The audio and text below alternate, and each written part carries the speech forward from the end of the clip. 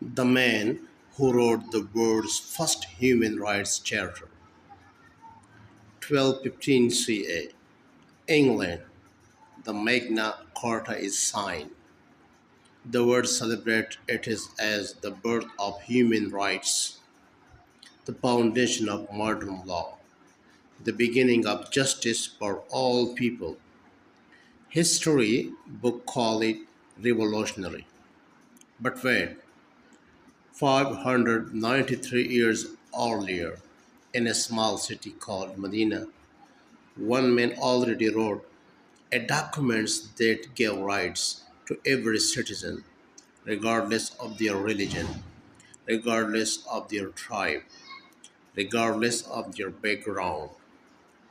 593 years before Magna Carta, 1324 years before the United Nations Human Rights Declaration. The years in 622 CE, the Prophet Muhammad sallallahu alaihi wasallam has just arrived in Medina. The city has Muslims. It has Jewish tribes. It has Arab pagans, different tribes, different beliefs, different loyalties. A lesser man would have used his power to dominate them all. Instead, the prophet sat down and wrote a constitution. History called it the Charter of Medina. What it said, the charters declared that all citizens of Medina, Muslim and non-Muslim, are one community, that Jewish tribes have the full right to practice their religion, that no person shall be held responsible for the crimes of another, that every citizen has the right to safety and protection, that no one shall be wronged, no one shall be betrayed, and that justice is the right of every person, regardless of who they are. In 622 CE. Think about this carefully. The prophet had just been persecuted for 13 years. He had just escaped an assassination attempt.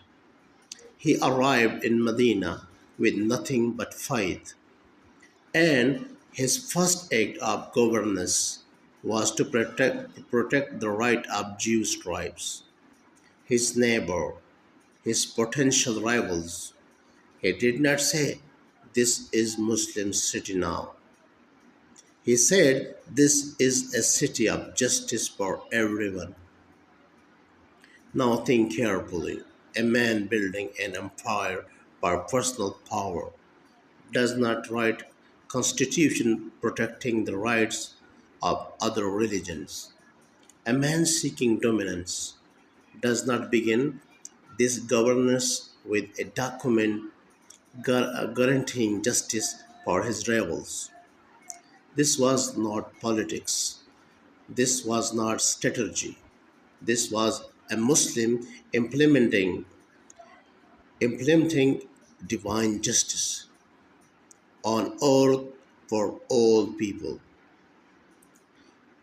Professor Aghilim, a Western non-Muslim scholar, studied the Charter of Medina and called it the first example in history of a pluralistic state where people of different faiths live under one just system of governance. Dr. Muhammad Hamidullah, one of the greatest Islamic scholars of the modern era, called it the world's first written constitution, predating every document the Western world claimed as the origin of human right. In 1948, the United Nations declared the Universal Declaration of Human Rights. They would call the world called it the greatest achievement of modern civilization. But read the Charter of Medina. Read the Charter of Medina, right to life, already there. Right to religion, already there. Equal justice for all, already there. Protection of the weak, already there.